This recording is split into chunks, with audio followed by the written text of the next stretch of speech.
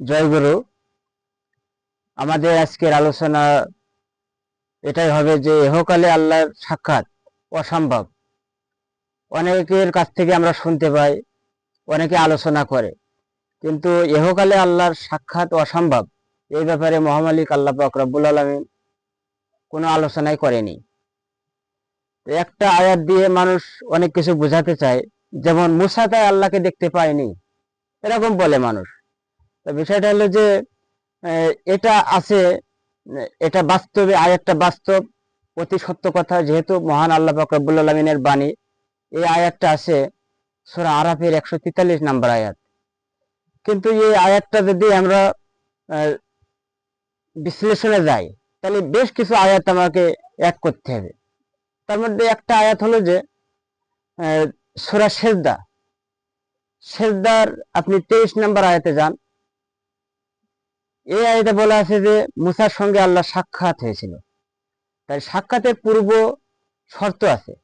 সাক্ষাতের পূর্ব শর্ত হলো যে দেখা এবং কথা, এই দুইটা যদি অ্যাটাচ না হয় তাহলে কিন্তু সাক্ষাৎ বলে না।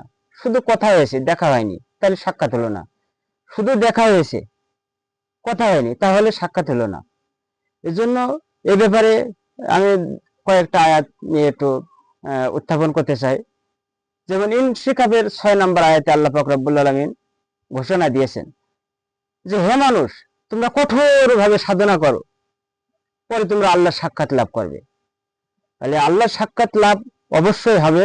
সূরার 51 নম্বর আয়াতে আল্লাহ পাক রব্বুল আলামিন ঘোষণা দিয়েছেন যে 3টা পদ্ধতি আছে, এই 3টা পদ্ধতির বাইরে মানুষের এমন মর্যাদা নেই যে এই 3টা পদ্ধতির বাইরে মানুষ আল্লাহর সঙ্গে কথা বলবে। তাহলে কথা বলার পদ্ধতি আছে 3টা। তার মধ্যে একটা হচ্ছে ওহী, ওহীর সঙ্গে, ওহীর সাথে আল্লাহ, ওহীর মাধ্যমে আল্লাহর সাথে কথা বলা যায়। আর একটা আছে ছদ্মবেশ, আর 3 নম্বর হচ্ছে বিশেষ দূত প্রেরণের মাধ্যমে। তাহলে এই বিশেষ দূত ওখানে আরবিতে দিয়ে আছে রাসূল, দেখবেন যে রাসূল লেখা আছে। তাহলে একটা হলো রাসূলের মাধ্যম করে, আরেকটা হলো যে কি, আরেকটা হলো ছদ্মবেশ, হিজাব। তো এই ছদ্মবেশ এ নিয়ে আলোচনা আছে, আমি পরবর্তীতে ভিডিওতে বলার চেষ্টা করব। তো আমার কথা হলো মূলত যে মানুষের সাথে আল্লাহ 3 পদ্ধতিতে কথা বলেন। তাহলে কথা যখন বলে তখন ওইটা আল্লাহ কথা বলতেছে না আর একজন কথা বলতেছে, এটা বুঝে নেওয়ার পদ্ধতি কি, এই ব্যাপারেও আলোচনা আছে। যাই হোক, হুদের 29 নম্বর আয়াতে আপনি খেয়াল করবেন, ওখানে আল্লাহ পাক রব্বুল আলামিন যারা মুমিন, এই সাক্ষাৎটা কিন্তু সবার জন্য না, শুধু মুমিন যারা, এই শর্ত আছে মুমিন, যারা মুমিন হয়ে কিন্তু আল্লাহ সাক্ষাতের একটা ব্যাপার আসবে। হুদের 29 নম্বর আয়াতে সেটা বলা আছে যে মুমিনরা নিশ্চিতভাবে জেনে রাখুক, তারা অবশ্যই আল্লাহ সাক্ষাৎ লাভ করবে। এবং আনকাবুতের 45 নম্বর আয়াতে আল্লাহ পাক রব্বুল আলামিন এখানে ঘোষণা দিয়েছেন যে যারা আল্লাহ সাক্ষাৎ কামনা করে, যারা আল্লাহ সাক্ষাতের আশাবাদী, তারা অবশ্যই আল্লাহ সাক্ষাৎ লাভ করবে। এবং সূরা ইউনূসের 15 নম্বর আয়াতে ওখানে ঘোষণা আছে যে যারা আল্লাহ সাক্ষাৎ কামনা করে না, যারা আল্লাহ সাক্ষাৎ কোনো কামনা করে না, এমনি আমল করে, আল্লাহকে রাজি খুশির জন্য বিভিন্ন কাজকর্ম, আমল, জিকির আজকার এগুলো করে, কিন্তু আল্লাহ সাক্ষাৎ কামনা করে না, তারা অবশ্যই কুরআন বাদে অন্যান্য কিতাবকে তারা দলিল মানে। এই আয়াতে বলা আছে। ফুরকানের 21 নম্বর আয়াতে বলা আছে যারা আল্লাহ সাক্ষাৎ কামনা করে না, তারা অবশ্যই সীমা লঙ্ঘনকারী। তাহলে আমি সবকিছু করলাম কিন্তু আল্লাহ সাক্ষাৎ কামনা করলাম না, তাহলে আমি সীমা লঙ্ঘনকারী হয়ে গেছি। এবং ইউনূসের 11 নম্বর আয়াতে বলা আছে যারা আল্লাহ সাক্ষাতের আশা প্রেরণ করে না, এরা উদ্ভ্রান্ত, মানে সবকিছু পেয়েছে মনে হয় কিন্তু তারা দিশেহারা হয়ে গেছে। আল্লাহ সাক্ষাৎ এরা কামনা করে না, আশা পোষণ করে না, এরা কি পরিশেষে দেখবে যে এরা কিছুই পেল না। হামিমা সেজদা 41 নম্বর সূরা 44 নম্বর আয়াতে ওখানে বলা আছে যে তোমরা আল্লাহ সাক্ষাৎ সম্বন্ধে সন্দেহ পোষণ করে না। তার মানে এই পৃথিবীতে আল্লাহর সাক্ষাৎ অবশ্যই হয়। এবং পরবর্তীতে দেখবে যে একই আয়াতের ভিতরে বলা আছে যে আল্লাহ সবকিছুকে পরিবেষ্টন করে আছে। তো এই বিষয়ে বলতে গিয়ে সূরা বনী ইসরাইলের 71 নম্বর আয়াত দেখেন, যারা ইহকালে অন্ধ তারা পরকালে অন্ধ। তাহলে কি না দেখে তারা অন্ধ হলো? তারা বলবে যে যখন তাদেরকে উত্থাপন করা হবে তারা তো বলবে যে আমরা তো চক্ষুষ্মান ছিলাম, আমাদেরকে অন্ধ অবস্থা ওঠানো হলে কেন? তখন তারা আসলে বুঝতে পারবে ব্যাপারটা কি হলো। আনামের 104 নম্বর আয়াতে বলা আছে, যারা যারা দেখলো তারা লাভবান হলো, আর যারা না দেখলো তারা ক্ষতির মধ্যে পড়লো। তাহলে যারা দেখলো তারা লাভবান হলো, যারা না দেখলো তারা ক্ষতির মধ্যে পড়লো।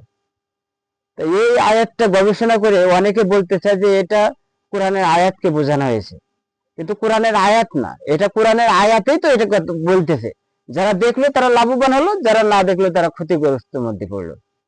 তাহলে আপনি বনী ইসরাইলের ৭১ যখনই এক জায়গায় করবেন এবং হামিম সেজদা ৫৪ নাম্বার, এই তিনটা আয়াত যখনই আপনি একত্র করবেন তখনই ওখানে কিন্তু আল্লাহ শব্দটা এসে যাবে। যারা আল্লাহকে দেখলো এরকমই এসে যাবে। আপনি একটু গবেষণা করবেন। তো মুসাকে যখন আমি প্রথমে এই আয়াতটা তুলে ধরেছিলাম, যে মুসাকে যখন আল্লাহ পাক বলল লাম তারানি, মুসা তুমি আমাকে দেখতে পাবে না, যখন মুসা আলাইহিস সালাম আল্লাহকে দেখতেছিল তখন এই কথা উত্তর দেওয়া হলো। তো এর পরবর্তীতে সূরা সেজদা 23 নম্বর আয়াতে বলতেছে মুসার সঙ্গে আমার সাক্ষাৎ বাক্যলাভ ঘটেছিল। এবং সূরা নেসার 164 নম্বর আয়াতে ওখানে বলা আছে যে মুসার সঙ্গে আমার বাক্যলাভ হয়েছিল। তাহলে দেখেন, মানুষের অন্তরে যে আল্লাহর ব্যাপারে কথা থেকে যাবে, প্রশ্ন থেকে যাবে, এ ব্যাপারে আল্লাহ পাক জানে। এই জন্য খুব সূক্ষ্ম করে আয়াতটা, দুইটা আয়াত তুলে ধরলো যে আল্লাহ সাক্ষাৎ ঘটেছিল, একটা বললেই তো যথেষ্ট, কিন্তু নেসার 164 দিয়ে বলছে বাক্যলাভ হয়েছিল। বাক্যলাভ তো হয়েছিল যেহেতু তিনি ওহী পেয়েছিল, এটা আমরা সবাই জানি বা জানে সবাই, কিন্তু আল্লাহ সাক্ষাৎ এই কথাটা উল্লেখ করলো কারণ আল্লাহর দেখা এবং কথা উভয়টা হয়েছিল, এটা প্রমাণ এসে যায়। কিন্তু আরাফের 143 নম্বর আয়াতে যে আল্লাহ বললো যে তুমি আমাকে দেখতে পাবে না, ওইটা বলা হয়েছিল তুমি তাজাল্লিময় রূপে আমাকে দেখতে পাবে না। তাহলে ওই সূরার 51 নম্বর আয়াত, ওখানে আপনি এইখানে মিলে দেখেন যে আল্লাহর সঙ্গে কিভাবে দেখা হয়েছিল, কথা হয়েছিল। এবং যদি আপনি আরো গবেষণায় যেতে চান তাহলে নাজমের 1 থেকে 18 নম্বর আয়াতে দেখেন, ওখানে পুঙ্খানুপুঙ্খ ভাবে বলা আছে, একটু বাদ যায়নি।